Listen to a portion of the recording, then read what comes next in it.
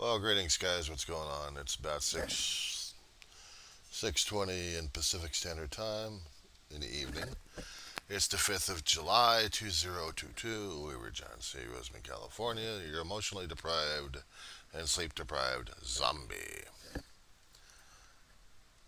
We're doing the video again, as usual, on the Diary of a Griever, which is me.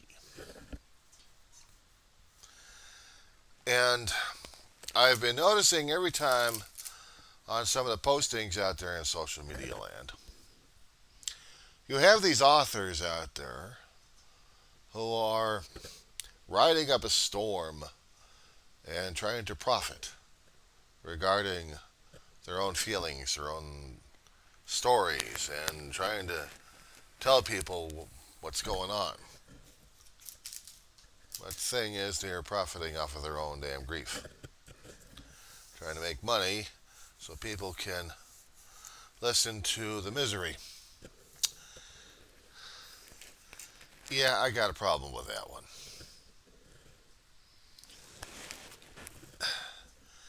Hollywood and publishers like to do something of the tragic. We all want to read something about tragedy in people's lives because it's so dramatic and it's more better than our lives half the time, and we cling to it half the time. It's one thing when you're writing fiction writing. You put it into different characters, let them go through hell like that, and they're just characters. You can manipulate them all around. But when it comes down for a person's reality, they're probably going to be asking me, who the hell am I to talk to these people in this way or to be this way? Why don't I ever go for that kind of publishing? To tell you the truth, no. It's uncomfortable to me, and it's uncomfortable to what I stand and believe in half the time. If I'm going to be earning money at this point over here, a long time ago, it was one thing busting my butt for everybody else, and then dealing with life on life's terms, dealing with all the damn pain and grief and everything else, and I still had to bust my ass. Johnny on the spot, and Johnny has to do this, Johnny has to do that.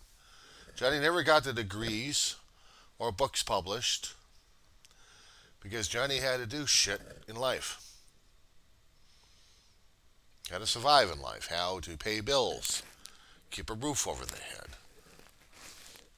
And the dream was just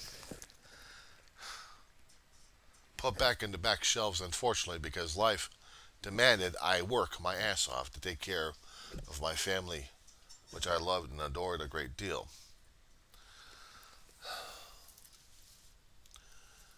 In that case, and if you notice the shirt's not there, is the shirt I put in there about my family.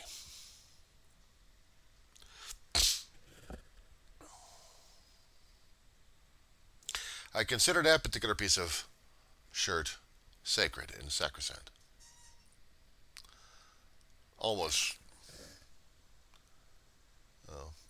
a holy thing for me. Telling my story, I don't want to profit off the damn thing. I want to tell it and then tell it right. I've been in too many halls of recovery and didn't charge a damn penny for any of our stories because we were sharing our experience, strength, and hope, and I still believe in that concept. Sharing the experience, strength, and hope of our own lives should be the greatest thing a storyteller could do. Unless, of course, he's going to be a fiction writer, and that's a different story altogether. But to tell people how the challenging things in their life, well, that's still up to them. My stuff, I know, could have been, but it wasn't. It was boring as hell. But I still put the boring as hell on video because this is my way of helping me. It has to help me. It has to be one way for me to be helped because I'm getting stuff off my chest that needs to get off my chest. This is like my own self therapy. And I need it. I need to tell my story. I need to share the damn thing out. I need to tell the family history. I need to get it off of my brain and chest before the point comes where I'm no longer able to share in anything. And I'm not asking for any dough or anything else like that, not even charity, not even donations or anything. I have to tell my story my way. Because I don't want anybody to profit. I don't want to profit off of it. I don't want to profit off of my damn misery. My misery is my own misery. I still have it there. And I don't want to screw anybody else over the damn thing. Because I know how bad the damn thing could be. Yes, there are some things that were probably a little bit exciting in my youth. You know, operation and death and then changes a person's perspective left and right. Yes, you do see flies around here, by the way. Those are not special effects. Those are just invaders of the insect world. And yes, it was dramatic for me getting into a little bit of a heart surgery, coming back to life, and having that thing change me so many ways that I don't even realize it. Scared shitless of everything, including life itself. But also being a pain in the ass kid as I was growing up, didn't listen to my brother, ran into a brick wall. Didn't listen to my brother. Put myself in a shopping cart, have it rolled off a curb, and watch myself almost get killed by a car. However, busted 3 places in here, which made it very painful for 3 months. There's still 3 pivot points in here that are still tender. But it's still my good arm. I'm lefty. I'm a lefty. Which means I'm supposed to be in my right mind. However, sometimes I wonder what's in my right mind these days. I'd also been into a car accident when my brother was driving. And I survived that. Damn near got killed. I also damn near got killed in a tire accident working at a Walmart in the age of late 49, 50? Oh, in the 50 range. So I survived that. Took care of family. I screwed up in school, but I took care of family. Now, since I'm back in school and trying to take care of that,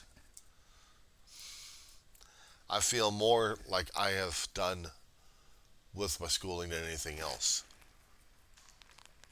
Learned a lot more subject matters, and I'm going to go for a BA for something. But is it for a book? No. It's for me personally. Because personally, I screwed up in school a long time ago as a kid. I didn't have perspective. I didn't have context. I talked about this a lot of times in the different videos I've had. Some days I'm able to communicate effectively, and other days I'm like a lazy whale on the beach. He got beached because he got nailed by the damn emotional tsunami, so now he's out there frying his ass off with depression. Hello. I hate to use metaphors like that, but I'll use the metaphors because that's me. One huge metaphor. Today was no better. Today I felt like I needed to get more and more sleep because my body kept craving more and more downtime. I haven't slept regular in years. All I know how to do is a cat nap. All I knew is I got narcolepsy, knocking my ass out during the daytime. If I don't catch a nap or I don't get enough sleep, my body will shut me down. If I'm still moving, I'm still energizing, and I'm not sitting down here long enough. There's been times I've gone this, and that's it. I lose track of everything else. Scares the hell out of me. I don't know if I'm going to be living or dying during that time. I have had no excitement in my life. Nothing like that, anyway. I haven't had any mountain climbing adventures or skydiving or scuba diving or whatever. I have been afraid of life all my existence. Ever since I had the the scar in my chest will tell you. It's fading away over time. It used to be this huge pink thing that scared the hell out of people left and right. Ew, what's that? That's a scar on my chest. I had open heart surgery. Ew! Scared the hell out of people. So I survived it at the age of 4 years old. Tell kids that, and kids freak out. Now I'm just an old fart that's deteriorating left and right. And I'm trying to deal with life on life's terms. However, I am deteriorating my body. Might as well.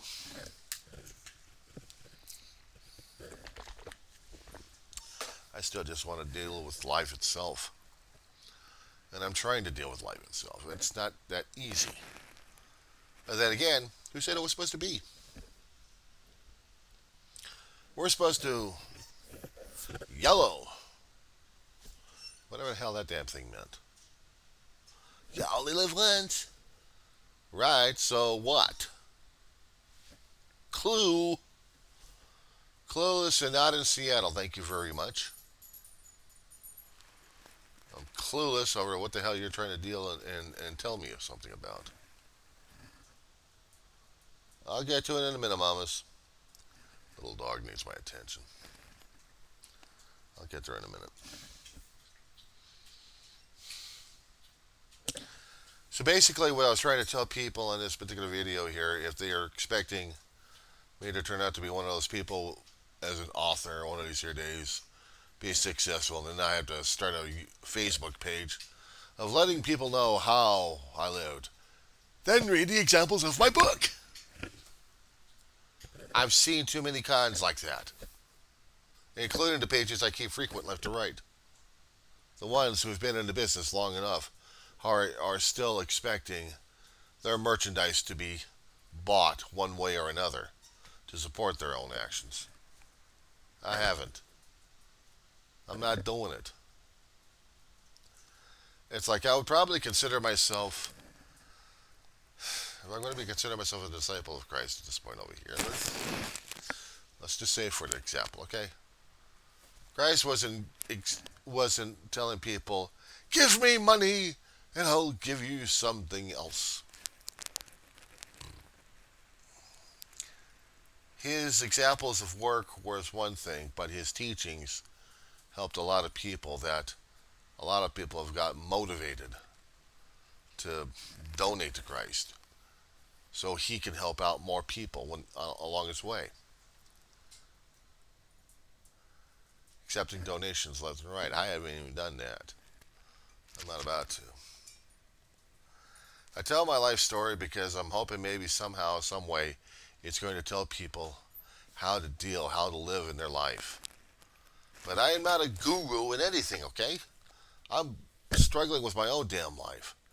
So whatever mistakes that I've made, whatever kind of errors and grievous choices I've made, hopefully the people can avoid it like crazy and try to find another way. Or maybe somehow my own experience probably helps somebody else out. That's cool. That's great. There's no financial gain on this one. If I can just affect someone out there to the point where they're not going to be committing suicide, then maybe all of it's worth it. Maybe I don't have to read their obituary, or maybe I don't have to read their story online or somewhere else saying that nobody loved me, now I got to commit suicide because I'm in so much pain and grief and everything else. You know how many times I've been reading and hearing about this talk and dealing with people like that all my life? It's crazy. Oh, you go to a shrink, you go to a psychologist or a psychiatrist, $300, please, right at the door, please. I need to be paid so I can fill you up with bullshit here. By the way, we have a grieving group over here. It's $20 a month. And you got to be a coffee person sometimes. You got to supply the coffee and the materials. And it's all in my office. You're lucky I haven't charged you any more for it. No, thank you. Other people have tried doing their own grieving groups without looking for tax donations. That's good. But I'm coming across people with more and more mental health issues. I'm hearing about them, I'm seeing about it, and hell, I'm seeing a direct response of some of these lunatics picking up guns and shooting people for the fun of it. And they think it's fun. Probably has nothing else to do with the grieving, but how the hell do we know about that one? My last video I did, I was trying to tear myself apart because I didn't understand some of the stuff I said concerning about the Uvalde numbnuts. Why the hell was he going through this shit? And why did he want to kill those many people? My kids. My kids younger than him. What the fuck did they do anything to them? Beats the hell out of me. I don't know. And then I see the picture of this asshole, and he's smiling. This son of a bitch is smiling at this point over here. It's like, what the fuck is wrong with you, numbnuts? What snapped in your damn head that made you want to go out and kill people and be like somebody else? I couldn't figure that shit out for a minute. Compare that to my own damn lifestyle and my own damn head at this point over here, and it scares the hell out of me, but I'm going to be doing it anyway. Living with that much pain I have for all my life. I had to sectionalize it, compartmentalize it, shove it away so I can deal with life.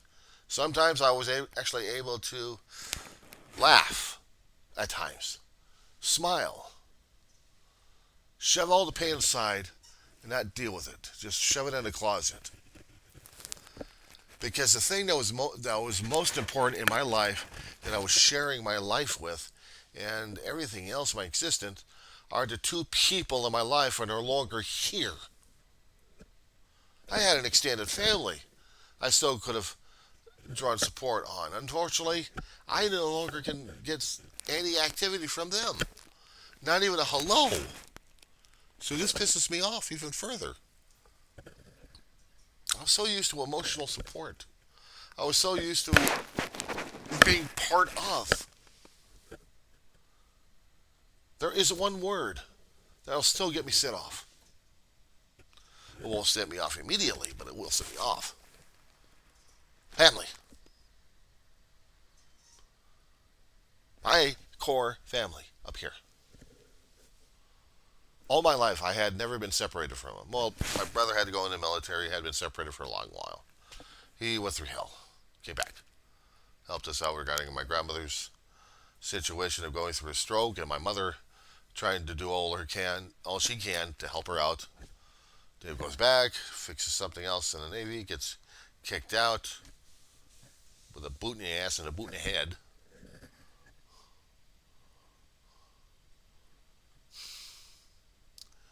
He gets discharged with a lot of crap going on inside of his life and inside of his head.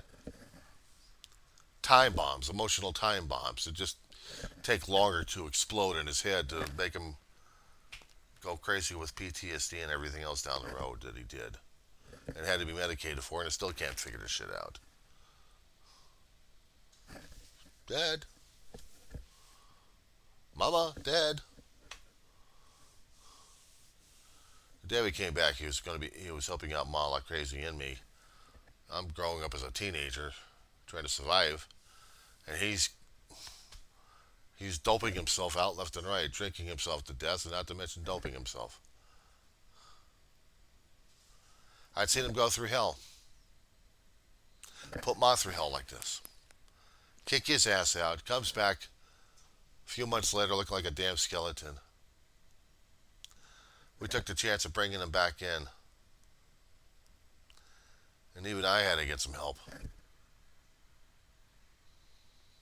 I'd seen him go through recovery meetings. He died clean and sober, 32 years, without using or drinking, except for Coca-Cola, that who was his favorite drink, and he OD'd on that one, I guess, somehow, one way or another. I don't know. I talked about that one too, even about Ma as well. And Ma was the one I was really talking about because I'm still figuring her out and why it took this long to put her where she was. She was killing herself literally, committing a slow suicide. All because of the pain and the loss and the grief of the family that she loved.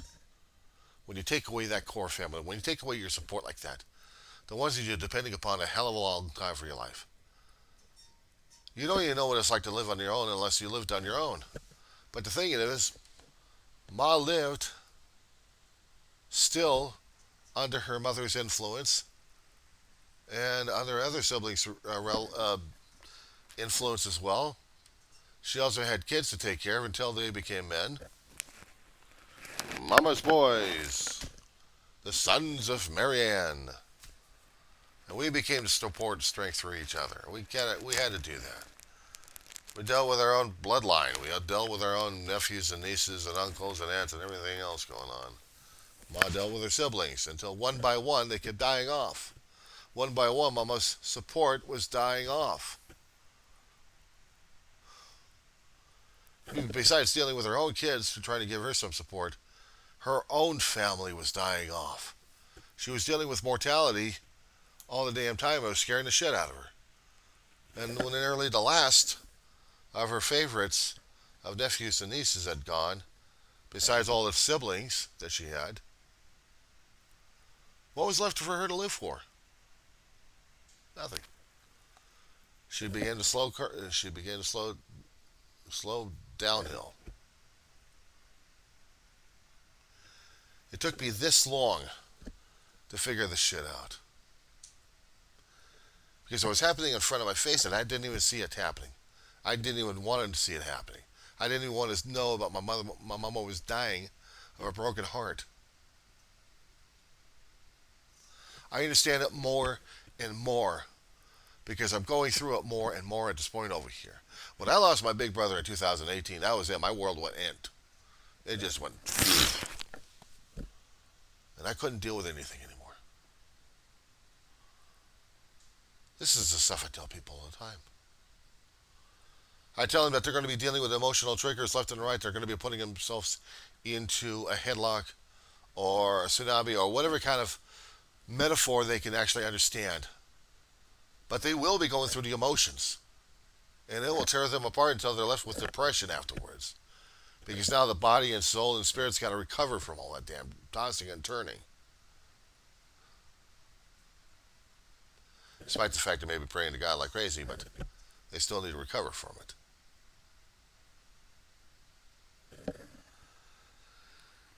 And me, I switched from landmines to emotional triggers because I didn't want to get into any more problems with the damn thing. Yeah, I can have emotional triggers on top of emotional triggers. I can have those kind of expressions and feelings, and it still pisses me off because there's no way I can control all that damn shit. I'm crying, I'm heaving my chest off. I'm squeezing my heart until it's threatening to kill me. Because I'm screaming that badly, silently. I'm not about to scream vocally because I'll be losing my vocal cords during that time.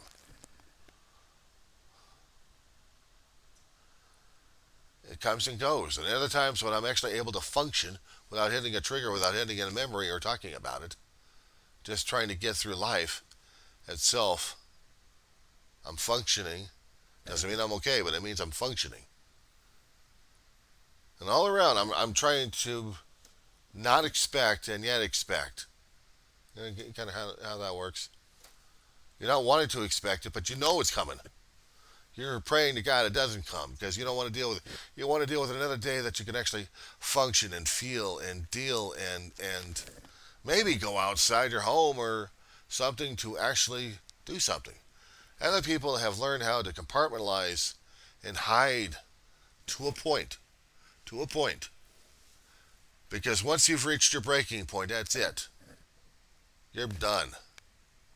And it takes a long while to get yourself rebuilt again. I don't care how many people have said that I've rebuilt myself, I'm feeling fine. No, you haven't. You're still going to get into it. Don't tell me otherwise. I know better. I had to lie to myself, I had to cheat to myself, and I had to make sure that I didn't feel those kind of feelings. I had to make sure I turned myself off as a human being. I couldn't keep friends. I couldn't keep family members close to me. Not even the ones that meant a lot to me. A great deal to me. And they did. And I tried to share my feelings. I tried to share what was going on. But hell, we never talked anything about this stuff I'm talking about in the videos, and I should have talked to them a long time ago. This is like the light action over here, and no wonder I'm feeling guilty and regretting like crazy.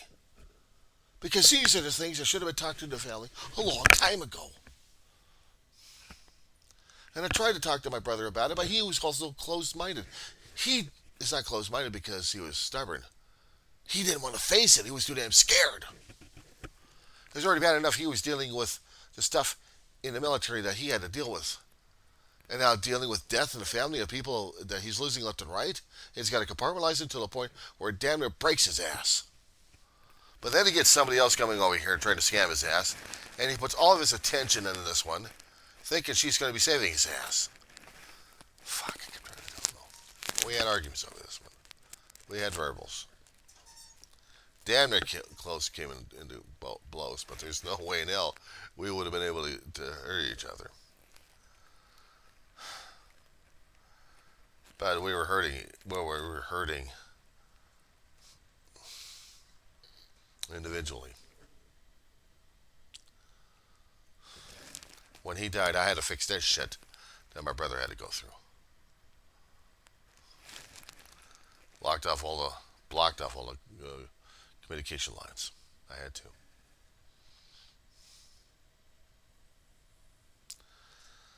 But the only time I've had human contact is probably shopping or maybe going outside once in a while and talking with the neighbors if I'm lucky enough. Or going to the college campus and dealing with people on there. But not about what's going on inside here concerning about the emotional shit. No. Each summer and each winter has been getting harder and harder to deal with. I struggle with the classes. I struggle to keep my grades up, and with the studying on it, of the material. What gets to me is the emotional triggers that hits so often. I could see people hugging each other. Doesn't matter if it's fictional or in reality. It still kicks my ass.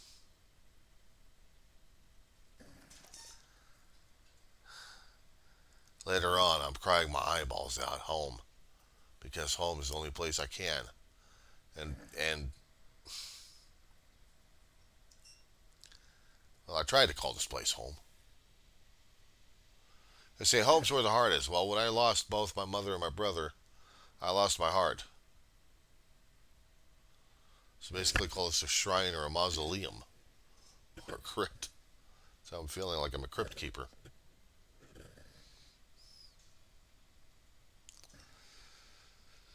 That's how I'm feeling right now as it is. I'm a crypt keeper. I'm depressed as hell over the damn shit. I miss my family a great deal, and when I was I had the American flag up here, and it took it down. And I was putting a shirt up here, and holding on to that shirt, and being in that proximity to what my family has been reduced to physically. Memories and ashes. I can't even get a good memory of my family all that much because if I do, it hurts. And I cry. Hell, cry. I'm damn to go pull myself through another heart attack if I had to.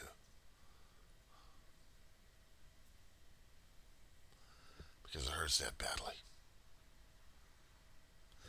This is the kind of stuff that I don't put in just books and let someone else read a damn thing. I have to tell them in my own way, in my own fashion. This is how it is. To me, this is how grieving is.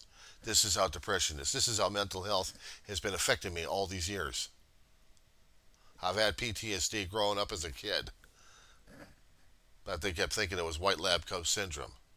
Boy, were they bullshit on that one. I had to fight a PhD and I had to fight a behavioral therapist over it. Both of them are quacks.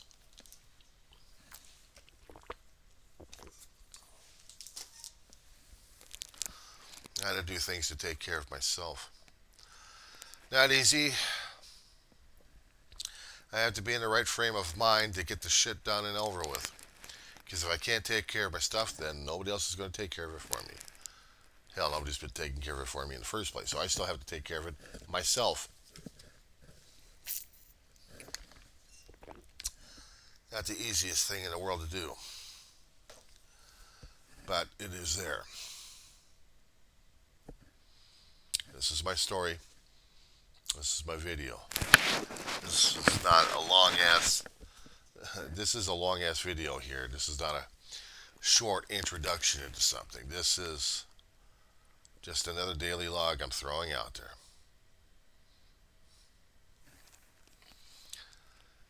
I needed a response to all those social media posts I've seen out there from other group leaders and group forum holders that they talk about their books, they talk about their memorabilia, the stuff to sell. They want people to have hope regarding it. Well, there should be hope in the grieving process that maybe one day you're going to get past this damn thing. So far, I haven't found it yet. I've been grieving hell for a long time and I still haven't found past yet. The only thing I can do is to keep it trapped inside and deal with the pain that way. Compartmentalize and ready for the dam to break once more.